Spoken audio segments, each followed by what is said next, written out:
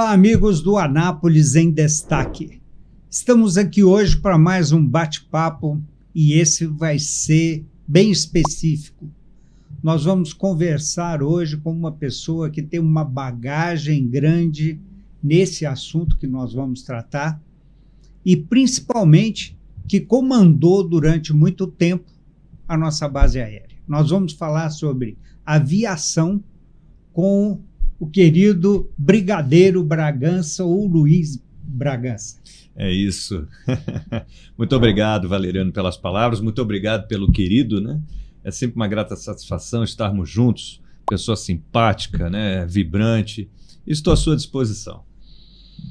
Coronel Bragança foi, quando veio para Anápolis, subcomandante durante 2 anos da base aérea e depois assumiu o comando por mais 2 anos.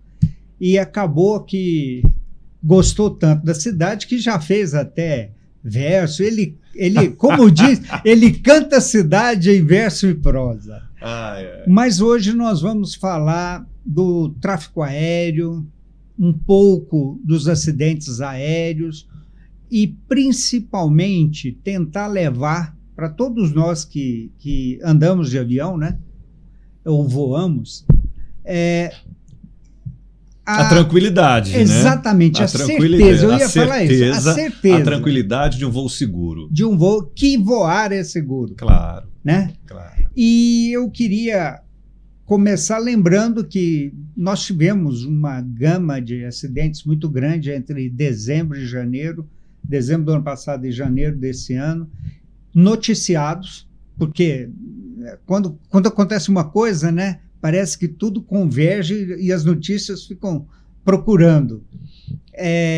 Nós tivemos acidente nos Estados Unidos, nós tivemos acidente aqui no Brasil. Né? No Brasil nós tivemos um em... Ubatuba.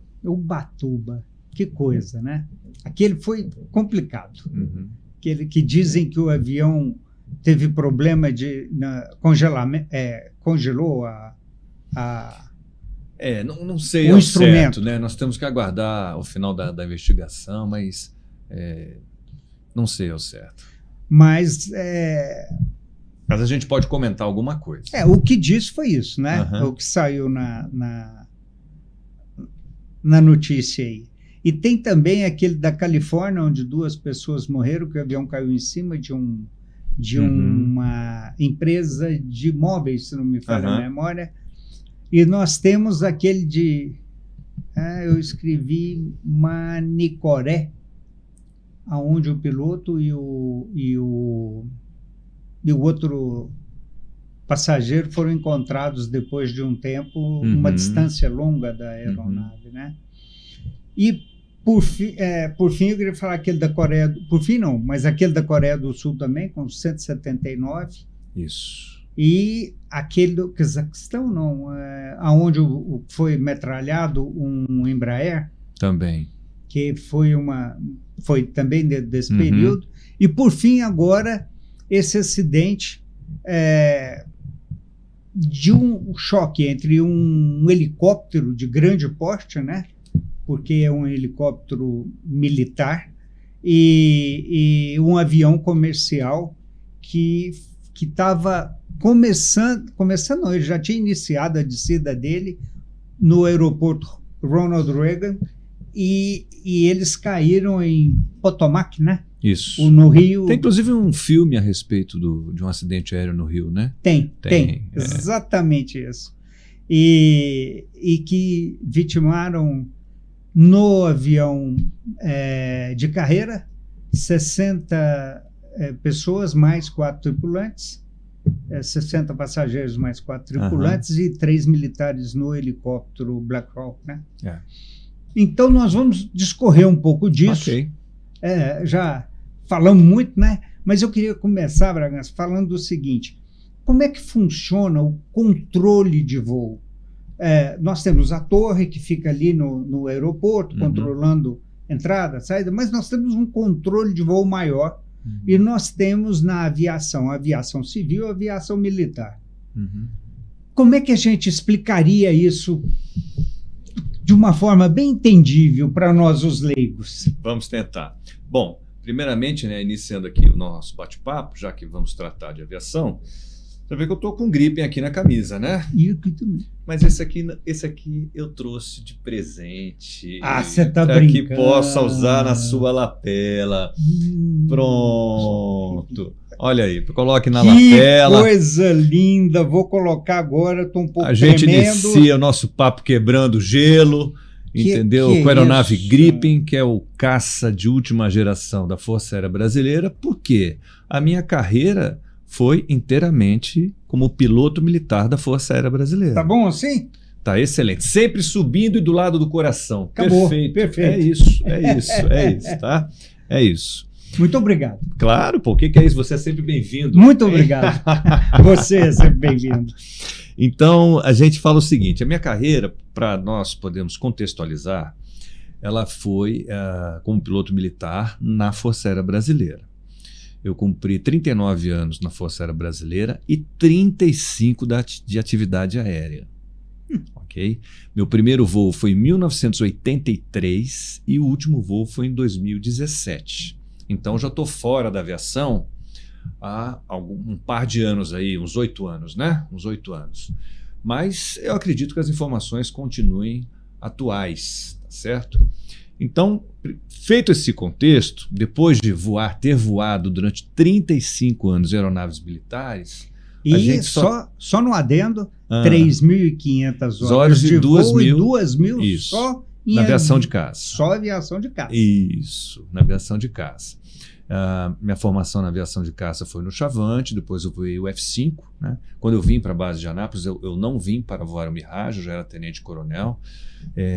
Mas grande parte da minha carreira foram nessas duas aviações. No Chavante, que é um treinador, fiquei 6 anos no Chavante e 7 anos no F-5. Então 13 anos aí nesses principais aviões da aviação de caça e fui muito feliz. Então eu afirmo, a aviação ela é muito segura. Você perguntou do controle, eu vou primeiro lançar a nossa aviação em 3 alicerces. Posso fazer isso? Deve. Primeiro é a competência do piloto. O piloto estar habilitado para aquele tipo de missão. Então isso é checado constantemente, tanto na aviação civil quanto na aviação militar.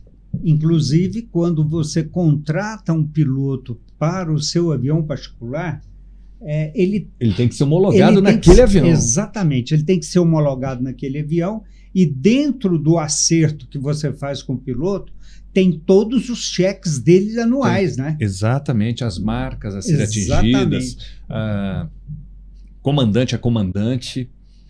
Copiloto é copiloto, e são promoções que ocorrem mesmo dentro da aviação executiva, ocorrem dentro da aviação civil, ocorrem na aviação militar também. Um líder de esquadrilha de caça, ele já é uma patente operacional mais elevada. E ele tem que ter uma quantidade de horas de voo para poder galgar pelo menos tentar ir para uma posição melhor, né?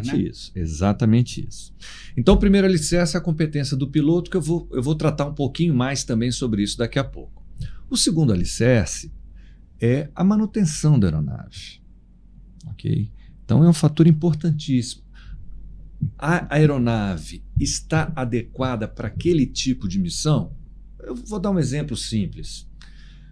Eu estou no helicóptero, já que falou aí do Black Hawk, eu estou no helicóptero de resgate, fazendo uma missão de resgate, e o guincho está quebrado. Poxa, a aeronave não está habilitada para aquele tipo de missão. Okay? E não adianta eu querer inventar, porque não vai dar certo. Não. Ok? Então eu tenho a manutenção da aeronave como segundo alicerce. E o terceiro alicerce é o controle de voo, que começa com os olhos do piloto. Começa com o piloto olhando os seus instrumentos, com o ouvido do piloto ouvindo as orientações do controle, com o radar do controle, com a informação meteorológica, com a atitude do controlador. Tudo isso influencia no ambiente de voo. A competência do piloto, a manutenção da aeronave e o controle de tráfego aéreo. Então são 3 alicerces fundamentais. Você perguntou do controle de tráfego aéreo a respeito como é que é no Brasil, né? Então vamos falar do exemplo de Brasília e de Anápolis. Inclusive, Eu gostaria que você fizesse o paralelo do 11 de setembro, do controle lá, com o controle nosso aqui. Ok. Fazer um paralelo, porque, afinal de contas, pelo que eu estou sabendo, em off Ele aqui, fica dando spoiler.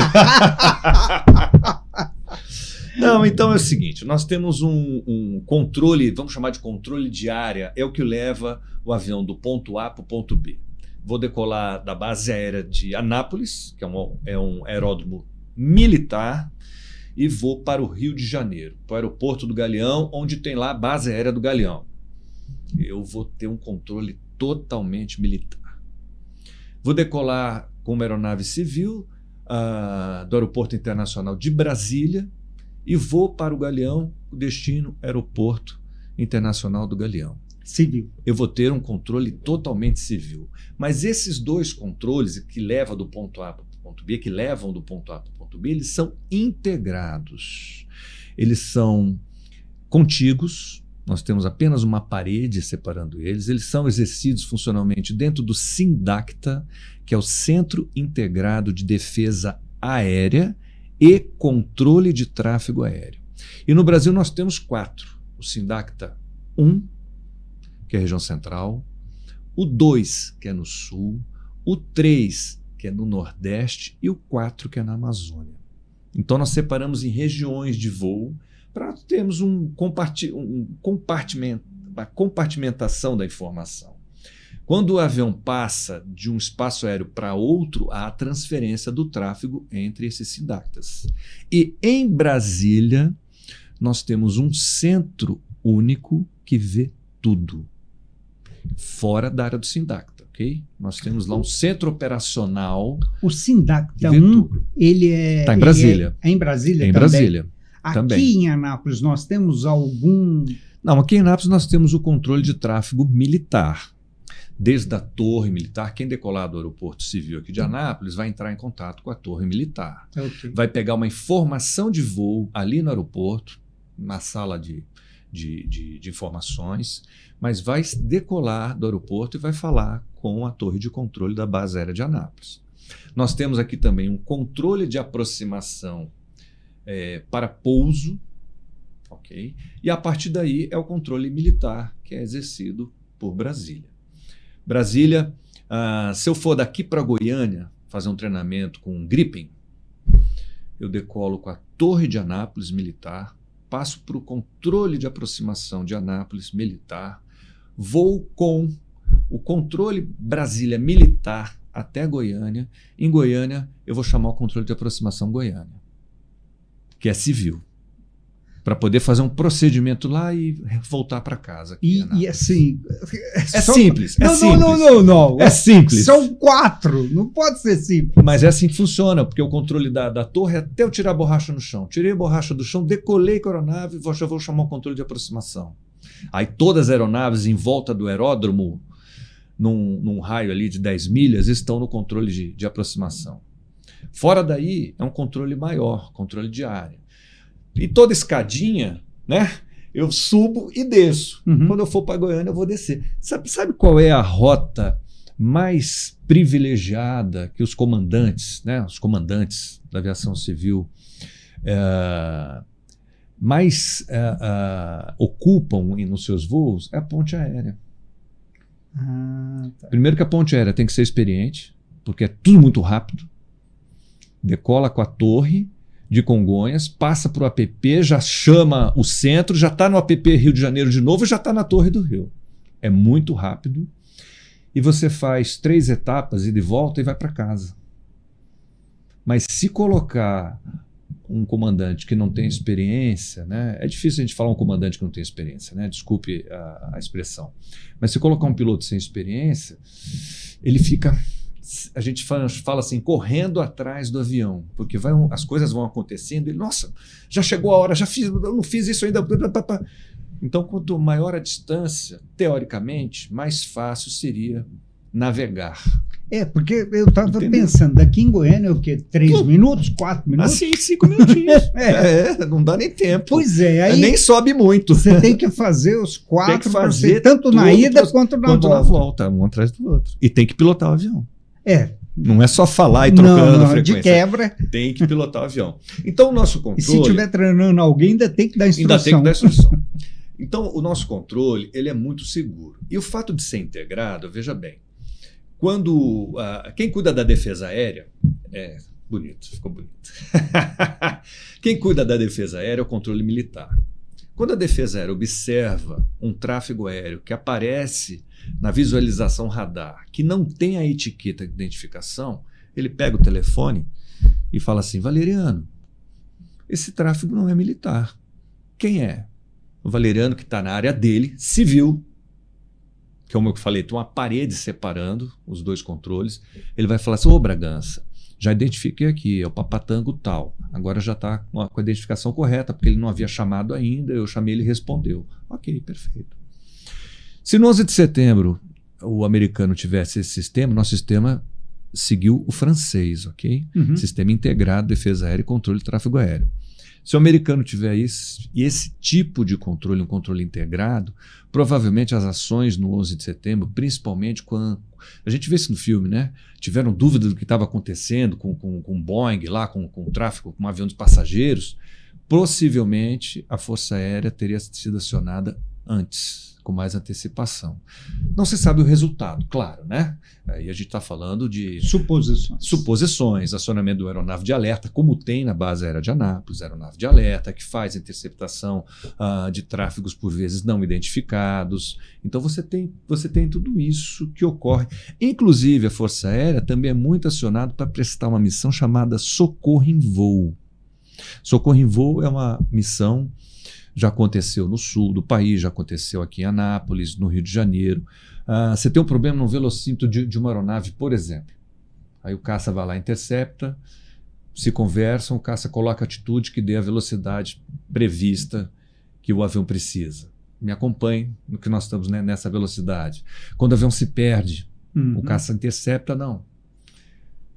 20 graus à esquerda que você vai prosseguir para Goiânia. Essas coisas que eu estou contando, eu já vi acontecer na Força Aérea. Então, essa missão chamada de socorro em voo, porque o controle é integrado. Okay?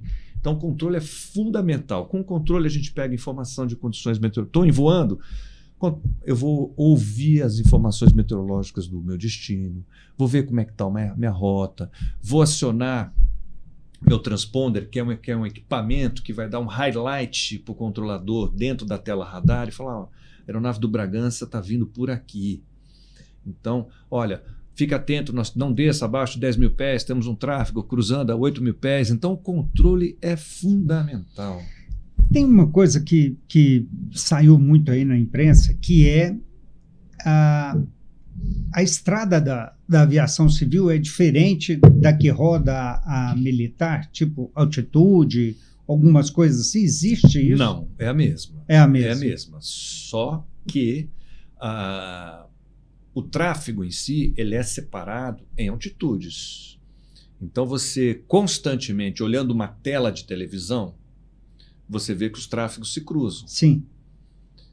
Mas o corredor de um é uma altitude, o outro é outra altitude. Exatamente. Senão, então, o corredor de saída, por exemplo, o corredor de saída da base aérea de Anápolis, tem toda uma matemática para isso, ok? No nível ímpar, no 170. O de entrada é no par, no 160. Você está entendendo? Então, um vai, outro vem, mas estão separados. Entendeu? E aí vai o quê? A habilidade do controlador. Fundamental. O piloto interpretar os seus equipamentos de bordo, os equipamentos estarem manutenidos. Eu tenho uma dúvida comigo, que é assim, eu penso, porque eu não sou aviador, né? Eu penso que na aviação civil, particular daqui, essa que se eu tivesse o meu avião, eu não sei se tem um nome diferente, ela é civil, né? Só não é de aluguel, né? Eu mesmo olho combustível, as condições do avião, eu faço o cheque. Sim, você é um piloto privado. Eu faço o meu cheque do meu avião ali antes de decolar. Essa responsabilidade é minha. Ou do meu piloto que eu contratei, mas é uma responsabilidade particular ali. Quando a gente está numa aviação civil de de aluguel, aí como TAM, sei lá, Gol, a responsabilidade ali, ela já não deve ser do piloto em checar essas coisas. Porém, ele deve querer saber cada uma das coisas que foram checadas no avião. Então, ele tem uma equipe, né? O comandante, veja bem, a gente tem que tirar a carga de trabalho do comandante. Sim. O comandante foi feito para conduzir o voo em segurança, do ponto A para o ponto B. Então, quando o comandante chega na aeronave, a aeronave já foi preparada. Então, ele tem uma equipe de solo. A movimentação de aeroporto é uma coisa complexa, né? Então, imagina o comandante lá embaixo andando, embaixo do avião, é uma coisa complexa, né? Então, você tem toda uma equipe de solo que reporta ao comandante, o próprio copiloto faz a preparação também, checa essa preparação toda, preparam a nacelle. Então, você tem etapas a serem cumpridas na aviação civil que dividem responsabilidades. No final, soma-se todas as etapas, a gente vai ter o início de um voo seguro. E na militar, que é onde eu queria chegar? Como é que funciona? O senhor tem, por exemplo, tem que sair urgente numa missão. Então, na militar, você tem duas vertentes. Primeiro, na aviação de caça, não tem jeito. É o piloto que prepara. Concorda? Eu vou fazer a inspeção externa do meu avião. Entendeu? O avião já foi pré-voado pelo mecânico de voo, o mecânico que fica no solo, né? Avião de caça é apenas um lugar, o mecânico fica no solo e eu faço o cheque chamado de inspeção externa. Eu dou uma volta inteira no avião checando determinados itens que são de segurança. Mas não na hora do voo. Você faz isso quando você... Antes de entrar no avião. Troca o turno. Antes de entrar no avião. Então, exatamente antes de entrar no avião. Mas não tem uma urgência para entrar e sair? Não, então... Aí o avião de alerta é preparado na troca do turno. Ah, tá. É isso que eu queria saber. Preparado na troca do turno, para quê? Quando tocar a sirene do alerta, eu corro para minha aeronave, faço a minha amarração, já estou fechando o canopy, dando partida e vou embora. Okay? Temos aí os nossos tempos de decolagem, né? Os nossos tempos de prontidão, que seguem um regramento todo da Força Aérea Brasileira, e é bem rápido, tem que ser bem rápido. Exatamente para ter essa pronta resposta. Okay? Agora, a gente estava conversando aqui da redundância que existe na aviação. Uma vez eu entrei dentro de uma cabine, a gente estava em voo, o comandante era um conhecido, e eu falei para ele, mas tem 3 telas iguais no seu avião. Aí ele falou, o pior não é isso, tem 3 telas iguais, e se eu tirar essa e desligou uma lá, a informação fundamental passou a ser compartilhada com a outra e aquela não fez a menor diferença. Eu falei, pô, mas é muita redundância. Então ele falou, Valeriano, a gente pode voar somente com uma. A gente não precisa nem das outras 3, as outras 2, mas tem cada uma a sua função. Cada uma a sua função. O que vai acontecer? Vai eliminar algumas funções para ficar em uma só, mas que são funções que se eu buscar ou der alguma coisa tem um alerta. Isso. Então, a redundância na aviação é uma coisa que dá uma segurança muito grande para quem está ali. Sim, sim. Você começa, por exemplo, uma coisa, a geração de energia interna, luzes para o passageiro, etc. Nós temos 4 geradores. Precisa dos 4? Não, 2 é o suficiente. Mas os outros 2, redundância. Porque se eu perder o gerador, eu vou ter problema. Se eu ficar sem, então não posso ficar sem. E a aviação ela tem itens que acontecem no programa de manutenção o seguinte. Eu pego lá um reloginho de hora. Quando quebrar, eu mando arrumar. A importância dele é mínima. Controlar o tempo de voo. Esse é um tipo de manutenção. Eu tenho outros itens mais específicos que quando der o tempo, eu troco. Acabou. E eu tenho outros itens que quando der o tempo, eu faço a manutenção. Poxa, mas eu voei pouquíssimo e já tem que trocar? Já. Mas não. A oficina aqui embaixo. Entendeu? Não. Mas nem usei. Pois é, mas venceu o tempo. E é um item de segurança. Então, esse item de segurança tem que ser trocado. Tem redundância para ele? Também tem redundância. Por isso que o avião é caro. Avião é caro. Mas deixa eu falar um pouquinho de redundância para a gente voltar ao assunto do controle. Na competência do piloto, ok? Né? Habilidade, conhecimento, né? Atitude, aquele troço todo, não é isso? Conjunto. Eu, como comandante da base, aqui, 2008, 2009, eu voava a aeronave R-99, que é o nosso avião radar. Ok? Eu, como comandante da base, eu era consultado sobre a minha agenda para poder fazer o voo. Poxa, já tinha minhas 2.000 e poucas horas de voo, 3.000 horas de voo, então a minha preferência era por voos na segunda ou terça-feira. Sabe por quê? Porque eu passava o sábado e domingo estudando. Eu passava o sábado e domingo preparando aquela missão específica que eu ia fazer. Para qual aeroporto eu vou, qual é o combustível de decolagem, com quanto combustível eu vou chegar, qual é a alternativa daquele meu voo, o que eu vou fazer, qual é a missão que eu vou fazer com o avião radar, quantas órbitas eu consigo fazer, quanto combustível eu vou gastar na missão, qual é a minha tripulação, quais são os equipamentos que tem que estar operando. Você está entendendo? Então eu passava sábado e domingo preparando a missão. Então isso é o estudo para o voo, ok? A segunda coisa é a experiência. E eu lembro agora de uma vez que nós decolamos daqui para fazer um procedimento de treinamento em Brasília. E Brasília teve uma interdição de pista por estouro de pneu de um avião da aviação executiva. Eu era o comandante da aeronave. Então, imagina. Decolei de Anápolis com o R-99, que é um avião grande, plataforma 145. A pista em Brasília está interditada. O que eu vou fazer lá? Não vou, né? Falei, controle. Estou retornando, guardião tal, retornando, solicita prioridade para pouso. Aí eu conversando com o copiloto, né? O meu... Poxa, mas, Soracho, falei, olha só, Anápolis é alternativa para a aviação civil de Brasília. É Goiânia primeiro, depois Anápolis. Se a gente não se apressar, nós vamos ficar rodando aqui muito tempo, porque isso aqui o pátio de Goiânia vai encher, o pátio de Anápolis vai encher. Dito e feito, nós pousamos, na sequência vieram 4 aeronaves civis, 4 Boeings e pousaram em Anápolis. E esses aviões pousam na base aérea? Pousam na base aérea porque não tem onde aqui, né? Anápolis é a alternativa da aviação civil. Primeira alternativa é Goiânia, pátio pequeno, pista em Brasília interditada, lotou. Todos os aviões que estavam vindo com destino a Brasília foram para lá. Não tem jeito. Lotou, aí não pode mais receber avião. Vai para onde? Na pista?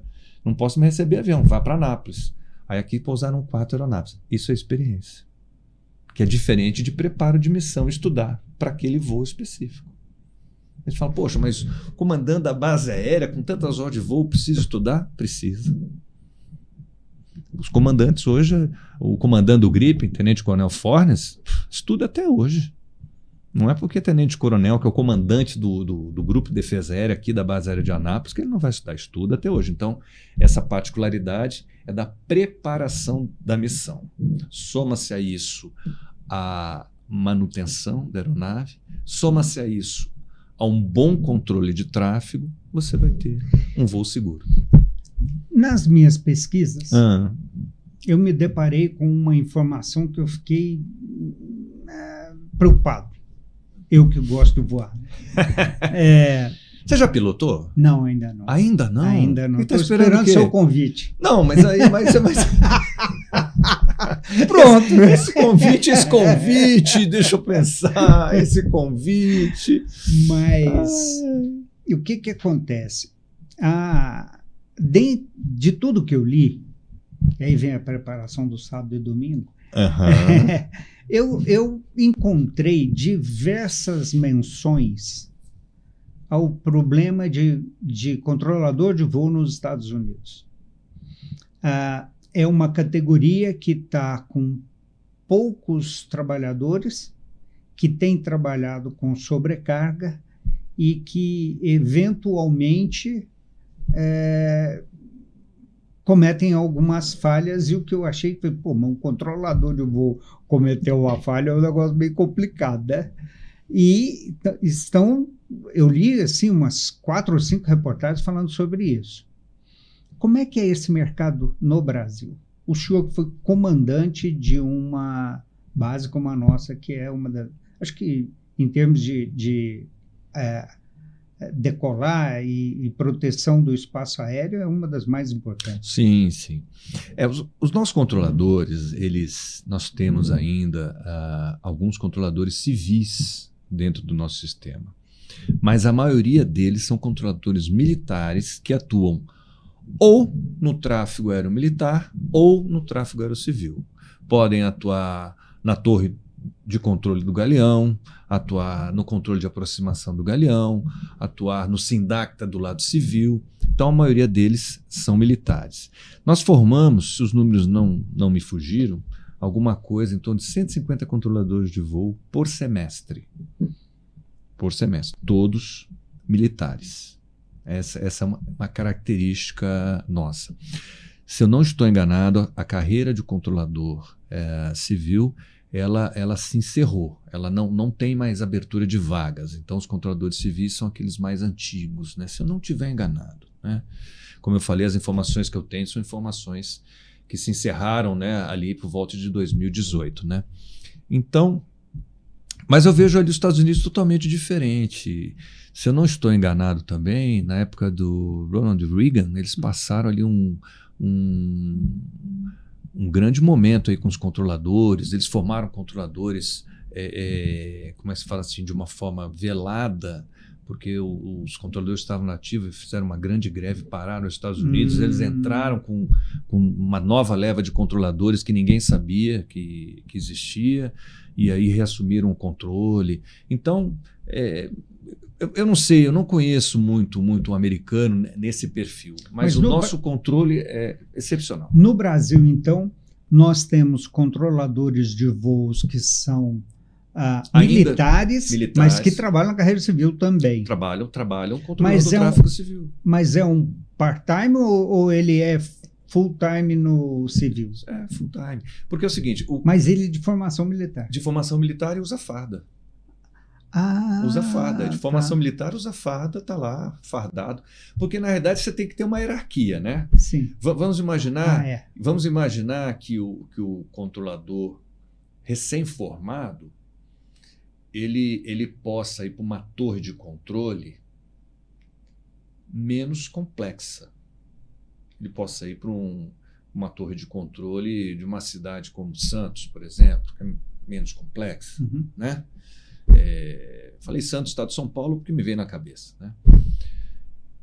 Agora, Palmas no Tocantins. Palmas no Tocantins, né? Agora, e ele vai ser promovido funcionalmente, conforme ele for atingindo aquelas competências que nós falamos aqui. Aí ele pode ir para uma torre de Brasília, para uma torre do Galeão, uma torre de São Paulo. Imagina a torre do Galeão. Hein? Então, não dá para pegar um recém-formado e colocar na torre do Galeão. Assim como não dá para pegar um piloto que acabou de tirar o PP, né, o piloto privado, né, o brevezinho dele, querer que ele vá pilotar um Boeing. É impossível. Entendeu? Então, você tem que ter como é que é? Hora de esquina, né, que falam, né, no jargão. Você tem que ter um passo a passo. Você vai subindo na carreira, tanto como piloto quanto como controlador. Então, você pega os controladores aí que estão, por exemplo, no APP São Paulo, APP Rio de Janeiro, nas torres. Tem uma complexidade tremenda. O controlador aí de Congonhas já tem horas de esquina, do Santos Dumont, horas de esquina. Controle de aproximação do Rio de Janeiro e de São Paulo, que cuida de Guarulhos, cuida de Marte, cuida de Congonhas. Entendeu? Eu escutei uma frase que diz assim, ele não pode nem ter um cisco no olho, né? Porque se ele piscar muito é um problema. Não pode ter falta de atenção. Não pode ter falta de atenção. E graças a Deus a tecnologia está evoluindo bastante, né? Porque hoje você passa o plano de voo E o controlador já vê o plano de voo na tela, né? Então ele já sabe, ele já associa a... Antigamente era papel, né? Antigamente anotações, riscava, anotação. Então a tecnologia vem evoluindo bastante. Então tem facilitado o controle. Né? Vamos trazer um pouco para aquilo que aconteceu. Vamos. E eu estou muito... Aconteceu tanta coisa, hein? Mas eu estou muito curioso. A gente vai de trás para frente. Eu estou muito curioso porque eu andei vendo os mapas e diversas imagens. Uhum.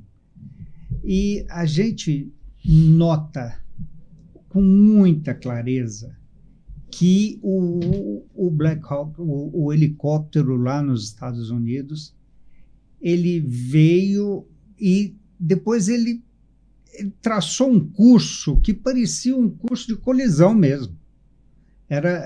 Quando a gente olha na tela, a gente vê isso assim, bem... A gente que é leigo, né? E eu falei, gente, será que...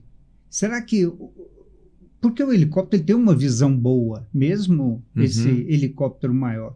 E tem os aviônicos dele ali extremamente atualizados, né?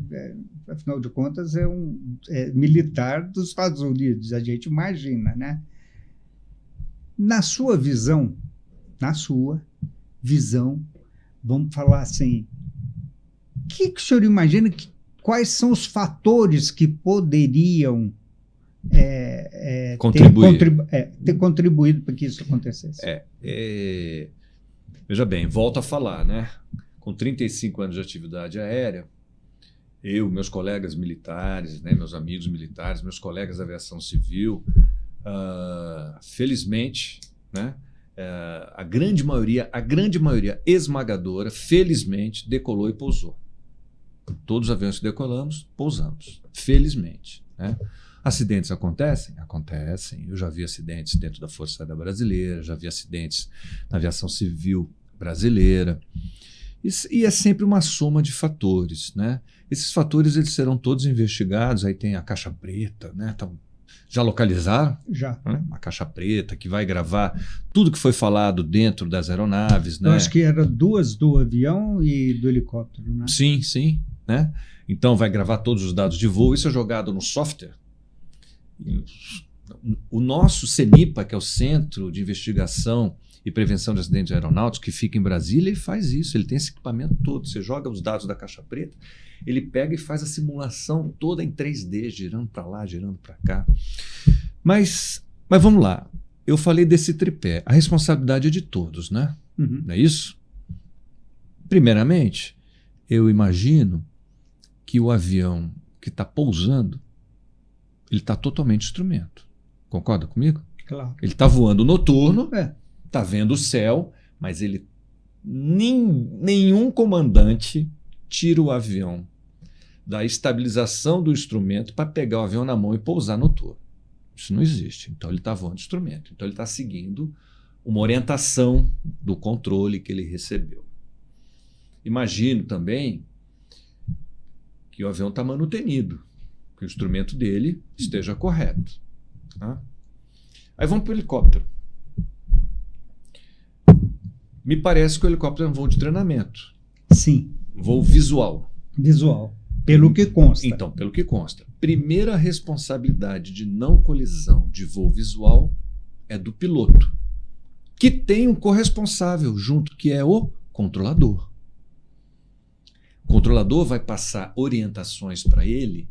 Ele não vai ficar olhando ele no radar, mesmo porque, se eu não estou enganado também, funciona que nem os corredores de helicóptero em São Paulo. Você tem uma altitude máxima, você não pode passar daquilo. E o radar não está preocupado contigo, você está dentro do corredor. O controlador está preocupado com outros tráfegos. Né? Inclusive naquele local, o que vai descer e atravessar o seu corredor. Exatamente, entendeu? Mas ele não é que não esteja preocupado, ele vai jogar a atenção dele naquele tráfego que tem que ser controlado, que é o tráfego que vai pousar no aeroporto. Tem alguém decolando, tem alguém pousando. É a fila, né? Pousa um, pousa outro. Então não pode ter atraso, enfim. Mas eu imagino, então, que nessa corresponsabilidade a gente pode ter tido alguma informação não interpretada corretamente, pode ter acontecido, algum instrumento, em termos de altitude, uma calibração, uma leitura. Eu lembrei agora daquele acidente do comandante Garcês na Amazônia, lembra? Sim, era lembro. 0,27 para 270. Então, que eles falam que ele estava ouvindo o Jogo do Brasil. Isso aí é folclórico, né? É. Mas era para pôr 270 e colocou 0,27. Aí você fala assim, mas como é que erra do tanto? Entendeu? Foi um momento específico de uma pedrinha de dominó. Essa do 0,27 para 270 foi uma delas. Dormiu mal, não acordou bem, o tráfego falou, não ouviu, entendeu? Não conseguiu entender. Não conseguiu entender. Na hora que olhou para fora. Olha só, 2.000 pés a uma distância mais ou menos. Deixa eu fazer uma conta aqui. A pista da base tem 3 km. 3 km eu vou arredondar. 1,5 milha. Ok? 2.000 pés a 1,5 milha é imperceptível. Você está vendo outro cara do outro lado, você não sabe se ele está aqui, se ele está aqui. É imperceptível em termos de altura. Para você que está olhando, é imperceptível. Tá certo? Então, com certeza, né, qualquer um desses fatores pode ter contribuído para o acidente. Você me falou alguma coisa, spoiler agora, viu? Você me falou alguma coisa sobre teoria da conspiração? O que você falou? Eu não. Quem disse foi Trump. O que o presidente falou? Ele falou que tinha lá parecia que alguma coisa estava conspirando, inclusive que a piloto, que era uma piloto do helicóptero, ela já tinha sido, ela já tinha trabalhado no governo passado, do Biden. E, inclusive, bom, eu não posso dar opinião sobre o outro país, né? Mas que ele falou, está aí na imprensa, inclusive citaram esses, mostraram ela e tal. Agora, acho muito... Disse inclusive, na última que eu li, disse que o helicóptero estava numa rota de colisão com vários aviões, que não conseguia pegar. Eu falei, gente, mas estava em cima do rio. Veja bem, me lembrei de um acidente que aconteceu ali, não sei se foi nos Alpes italianos ou nos Alpes suíços, que o comandante foi ao banheiro, o copiloto trancou a porta, você lembra disso? Lembro. E deixou um recado para a namorada, que ia não sei o quê. E levou todo mundo. Aí é um estado de loucura único de uma pessoa. Inclusive na investigação, disseram que ele estava fazendo ou tinha feito tratamento psiquiátrico. Exatamente. E ele falou para a namorada que ia fazer uma coisa que todo mundo se lembrar dele. Exatamente.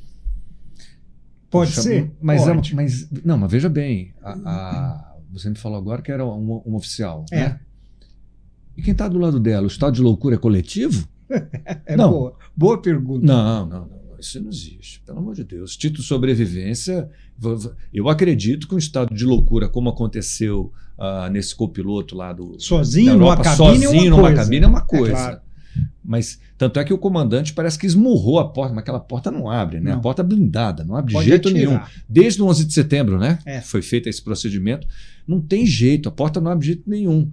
E o menino lá entrou com o avião voando e levou todo mundo com ele. Então, estado de loucura.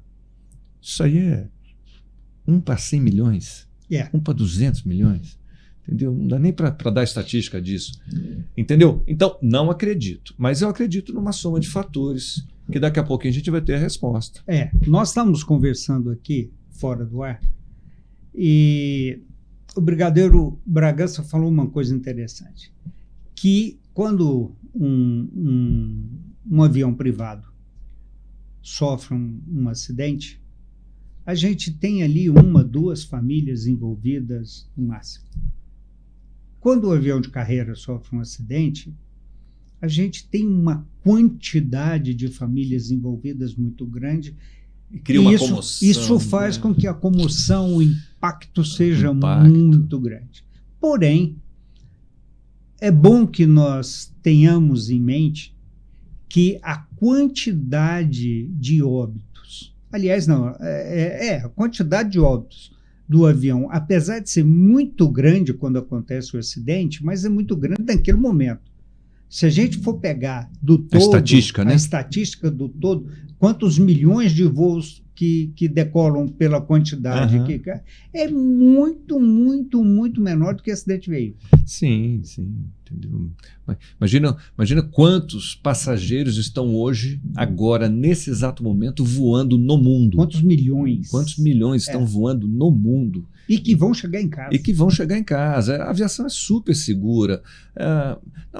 Nós temos que tirar fora, né, desse ambiente que nós estamos passando agora, né, nesses últimos acidentes, que cria assim, um certo receio. Nós temos que entender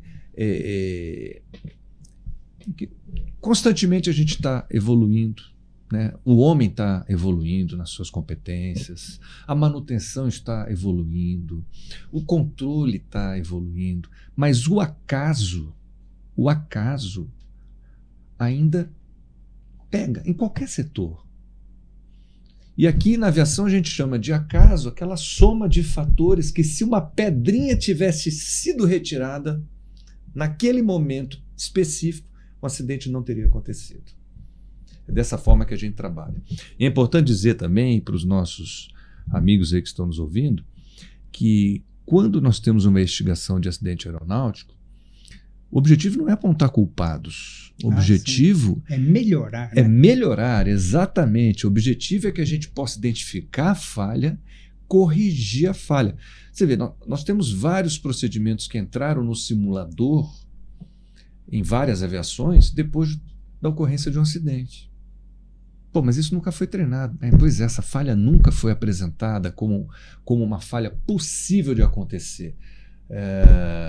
Aquele avião caiu após a decolagem em São Paulo, que abriu o reverso em voo? Sim. Tá lembrado? Tô. Entendeu? Da potência... não tem. Não tem o que fazer. Tinha que ter... Então, esse procedimento foi treinado depois em simulação. Né? Então, a gente procura sempre aprimorar. E a aviação é super segura. Volto a dizer, eu tenho 35 anos de atividade aérea. Todos os aviões que eu decolei, eu pousei. Eu e tantos outros, vários amigos, tanto da aviação militar quanto da aviação civil. Eu estava fazendo um cálculo aqui. A gente sai de Goiânia, chega em São Paulo com 1h20. Sim.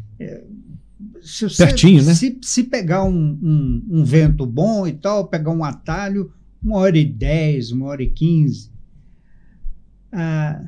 3.000 horas de voo.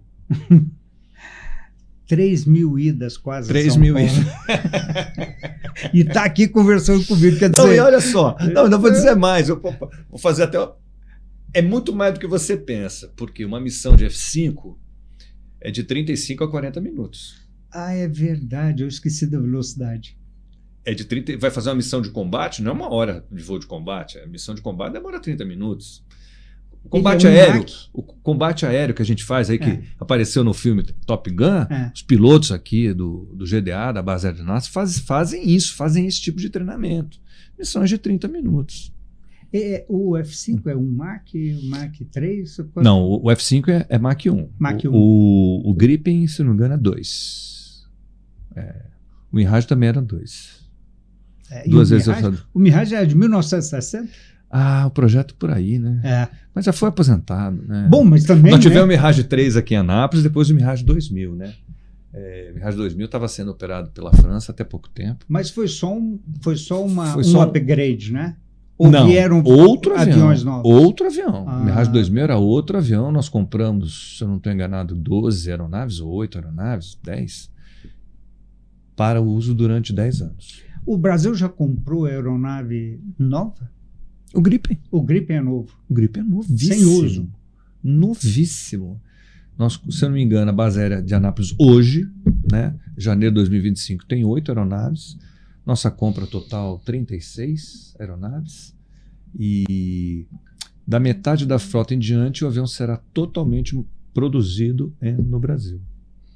Porque estava até... Ou já começou o primeiro a ser produzido no Brasil? É da metade da frota em diante. Porque dentro da negociação da compra dos aviões... De tecnologia. Tem a transferência de tecnologia. Que, inclusive, isso ficou pego ali muito tempo, né? Uhum. Até poder resolver. Não, então, é porque a gente tem que entender, eu vou fazer um parênteses sobre transferência de tecnologia. Transferência de tecnologia é o seguinte, nós vamos comprar um equipamento moderníssimo de edição e gravação de programa, ok? Para podcast. Aí manda o Bragança e o Valeriano lá na França para entender do equipamento. Não vai dar certo, eu não sou engenheiro, eu não sou técnico, não vai dar certo. Tem que mandar a pessoa específica. Nós colocamos lá na fábrica da SAB 300 engenheiros, entre engenheiros civis, das indústrias aeronáuticas, engenheiros militares, que chegaram lá e conseguiram entender o como fazer.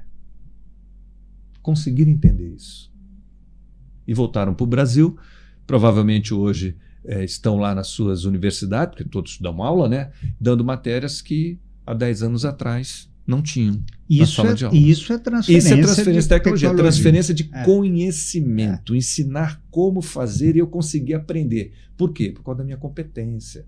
Eu sou engenheiro aeronáutico formado, fui para lá, consegui conversar com o Valeriano, que falava inglês, e eu também falo. Entendeu? Então tem que ter uma comunicação, tem que ter uma base de conhecimento. Tanto é que nós fizemos propostas para a frota que a Suécia adotou. Por exemplo, nós temos... Você não falou das telas? Lá, acabou. O nosso grip é uma tela única. É um widescreen que a frota inteira adotou, de uma empresa brasileira. Olha só. Mas também mexe, né? É que nem aquele Minority Report lá do Tom Cruise, que ele fica mexendo para lá e para cá. Sim. Também você mexe, você põe os instrumentos onde você quiser. Entendeu? Olha, nós estamos caminhando para o final. Já? Já. Mas é muito rápido, mas quanto né? tempo? Coronel aviador é outra coisa. Nossa Senhora. Olha, segunda vez que ele me rebaixa. Brigadeiro. Desculpa. Brigadeiro. Já é a segunda? Já. Não é possível. Eu vou... Mas é uma brincadeira. É porque sabe o que é? A memória é do coronel comandando a base aérea. Então é isso. A gente aceita. Tem um assunto que eu não sei se pode ser tratado aqui, mas eu vou cutucar. Se não puder, a gente corta. Agora ficou sério. Objetos voadores não identificados. Nunca vi na vida. Nunca vi na vida. Mas já ouviu falar. Já ouvi falar, mas eu igual o caviar do Zeca Pagodinho. Eu nunca vi na vida. E olha só, muitas vezes chegavam para mim, assim, para os pilotos em geral, né? O F-5 está fazendo uma manobra aqui em Anápolis, o F-5 lá do Rio de Janeiro, o esquadrão que eu voava. Aí vem tirar o alerta aqui em Anápolis, porque por causa do intercâmbio, aquela coisa toda, né, de você, substituição de alerta. Bragança, leva esse avião lá para Santa Cruz? Levo. Que horas? Não, depois do voo noturno. Tá bom, decolo que horas? Você decola às 11 da noite, 1h20, pousa no Rio de Janeiro, deixa o avião lá, pega outro, dá meia hora, pega outro, volta e amanhã de manhã teu voo vai ser só na parte da tarde. Tá bom. Imagina aquele céu estrelado, eu olhando aquele céu estrelado, tentando ver alguma coisa. Falava com o controle, né? Controle. Não, 5x5 está sob vetoração radar para prosseguir para o Rio de Janeiro. Ciente, grato. Ficava olhando. Nunca vi absolutamente nada. Mas nós temos 2 relatos importantíssimos registrados que saíram na mídia. Um dos pilotos do F-5 do Rio de Janeiro, na época anterior à minha, foram atrás de um tráfego aéreo que apareceu no radar. Então ele foi detectado. Foi detectado no radar, mas nunca conseguiram chegar, nunca conseguiram interceptar. E tem um aqui também aqui da base de Anápolis, igualzinho, né? Também é a mesma coisa, né? Esses 2 relatos existem, né? Saíram na mídia, mas eu nunca vi nada. Mas também acho que é muito egoísmo nosso achar que nesse universo imenso nós estamos sozinhos, né? Não sei. O que você acha? Não acho. Eu não... Olha, diferente do nosso brigadeiro, eu nunca procurei. Então, mas eu ficava procurando, nunca vi nada. Nunca vi nada. Mas também tem o seguinte, Deus está presente em tudo, né? Então, Eu concordo. Aí a gente fica naquela eterna dúvida e a gente só vai saber depois. Não nos compete. Não nos compete nesse momento. Mas Brigadeiro Bragança, com 35 anos de atividade aérea, nunca viu absolutamente nada. Dentro dos relatos que existem, um foi daqui.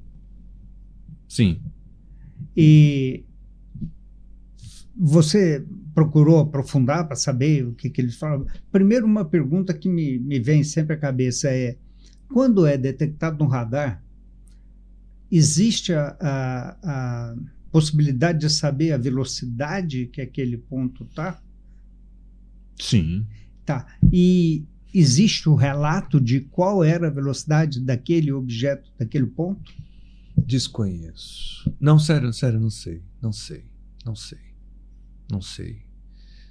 Porque esses relatos não foram da minha época, né? Uhum. São anteriores aí. Eu fui para F5 em 1992, então são anteriores. Mas talvez. Agora, o ano passado, tiveram alguns outros relatos que saíram. Daqui da base? Que saíram na mídia, diz que daqui e também de uma cidade olha só, no interior de Minas. Eu vou explicar uma coisa para a gente entender. Eu tenho uma tela de radar, eu tenho um radar colaborativo, que o avião emite o sinal, e tem um radar não colaborativo, que é uma antena que pega o sinal do avião. Okay? Esses dois radares se fundem e eu tenho a tela radar. Tá certo? Essa tela radar, ela aparece aqui na minha região, 102 tráfegos. Somente 100 são verdadeiros. Essa é a estatística. Ok? Acontece, por vezes, as anomalias que estão no espaço aéreo, elas criam o que a gente chama de plot falso, uma sombra. Isso é facilmente identificado pelo controlador. Ah, tá. Facilmente. Me deixou mais tranquilo. Não. Veja bem, eu falei assim, de 100 aparecem 2 a mais. Sim. Naquele universo ele pô, não, isso aqui é pista falsa, isso aqui é um tráfego fake, criado por uma anomalia do espaço aéreo. E ele clica em cima e deleta. Porque é fake. Entendeu? Aquele que é verdadeiro, ele não consegue deletar da tela. Você entendeu? Entendi. O verdadeiro não deleta, porque o radar tá batendo nele toda hora. Toda hora. Pô, é toda hora. Então, vamos lá. O que se viu na tela radar naquele momento, eu acredito que tenha sido real. Se foi uma anomalia, até aquele momento era uma anomalia não experimentada até aquele momento. Entendeu? Mas volto a afirmar, eu nunca vi nada. Já procurei, nunca vi absolutamente nada. Bem. Não, já está acabando? Eu tinha prometido não falar de política. Quer continuar, eu falo de política. Mas por que nós vamos falar de política se o papo de aviação... Tá tão bom, né? Tão bom. Nós estamos em céu de brigadeiro. Em céu de brigadeiro. Então, por falar em céu de brigadeiro, torço para o nosso prefeito, né? Márcio Correia, Claro. a conseguir evoluir a cidade. Acho que ele tem todas as condições e vai conseguir. Estou na torcida. Pelo menos em termos de boa intenção, Claro. é visível, né? Você viu o que aconteceu, a tragédia que aconteceu em São Paulo no final de semana. Como é que dá conta de resolver um problema daquele? Goiânia. Nós tivemos também, esse né? mês passado. Entendeu? Tragédia incrível. Eu nunca vi tanto água As cidades estão todas impermeáveis. Verdade. E a cidade tem que ser permeável para a água penetrar aqui. Então a gente torce para ter recurso, para melhorar a saúde, melhorar a educação, melhorar o ambiente social da nossa cidade, né? Eu escolhi Anápolis para morar, eu quero o bem da cidade. Então a gente torce. Mas a aviação do Brasil vai continuar segura, a aviação mundial é segura. A aviação vai continuar crescendo, vai continuar evoluindo.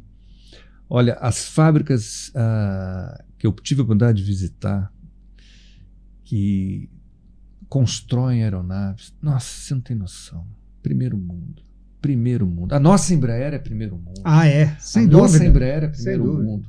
Entendeu? Uma fábrica de excelência, com gente capacitada, aviões hoje que a manutenção é mínima. Olha, antigamente, na minha época de F5, assim que eu entrei na Força, a gente tratava tudo no papel. Olha, eu vi um barulho estranho no avião, tem que investigar, tal. Relatava, né? F5, puxa, o gerador saiu em voo, relatava, tal. Hoje coloca o notebook lá, ele faz o diagnóstico, nem faz no... É impressionante, é impressionante. Sabe o que você me fez lembrar agora? Do problema que aconteceu com o Embraer lá na Rússia, né? Que na verdade, Cazaquistão, né? Que foi abatido. O pessoal, poxa, mas o avião caiu e tal, era um Embraer, aí logo apareceu, tem nada a ver com o avião, ele foi abatido. Rajada de metralhadora e o avião... Não é preparado. Porque acontece também, o seguinte, né? Acontece o seguinte, quando há um acidente mundial, um acidente na frota, sim, a frota, entra em alerta. Então, o que aconteceu com o Black Hawk? Provavelmente eles tenham emitido um boletim para a frota mundial de Black Hawk, onde quer que ela esteja, falar assim, olha, temos que apurar se não houve uma falha mecânica de algum instrumental. Então, vamos groundear a frota, porque a frota fica no solo nos próximos 5 dias. Então, isso impacta o mundo inteiro. Isso é lei internacional. Então, quando você fala assim, caiu o Embraer, para os aviões. Não, peraí, não caiu não, foi abatido. É diferente. Ele não caiu não. É muito diferente. Ele foi abatido, é outra história. Porque quando o avião cai por falha mecânica, olha... Até a falha humana, falha mecânica, aquelas falhas que poderiam ser evitadas facilmente. Você vê qual é o nome Bueno, tem uma empresa nacional que eu vi a reportagem hoje, né, devido a um acidente que teve, como é que fala? Está tentando recuperação judicial, está tentando... Um acidente que teve em São Paulo, na área de Valinhos, que o avião caiu. Tá. A aeronave com passageiro? Com passageiro e caiu num lugar de casas. De casas, isso, entendeu? Sim. Poxa, por que teve o acidente, por que não teve? Então, sempre... Vinhedo. É sempre... 62 mortes. É sempre traumático, né? Sim. Um acidente aéreo. E a gente tem que investigar se não está associado a uma falha mecânica. Se tiver associado a falha mecânica, tem que olhar o que é. É um problema crítico na origem. É tipo um recall de carro. Exatamente. Entendeu? É um problema crítico na origem ou é um problema do operador, né? Entendeu? Então essas coisas são sempre investigadas. Se não me falha, era voo e pés. Voo e pés, isso aí. Mas essas coisas são assim. E a aviação é super segura. Vamos voar? Vamos. Estou fazendo um convite, hein? Vamos voar? E já está aceito. Inclusive, ele falou para mim que vai deixar eu pilotar. Então, está aceito o convite. Olha, são amigos e a gente marca um dia para nós irmos ali à Esquadrilha Fox. Conhece a Esquadrilha Fox? De Tucano? Não. A Esquadrilha Fox é uma esquadrilha civil que tem 3 aeronaves, já tiveram aqui, inclusive, em Portões Abertos. Os 3 são pilotos de caça, são brigadeiros da reserva, Brigadeiro Kerso, Brigadeiro Bianchi e Coronel Átila. Os 3 foram comandantes do esquadrão de F5 no sul, aquele que fica lá em Canoas, do lado ali de Porto Alegre, onde operaram durante muito tempo, né, enquanto o aeroporto não era liberado. E eles montaram essa esquadrilha de demonstração e fazem um voo lá em Brasília chamado Fox Adventure. Ok? Os aviões têm 2 lugares, vai com um deles, não vai comigo, e vai fazer um voo sobre o Lago Paranoá, com direito à acrobacia, com direito a tudo que tem. Mas é esse tipo de convite. Não. Ele não foi aceito. Vamos mudar de assunto. Como a gente está falando da política.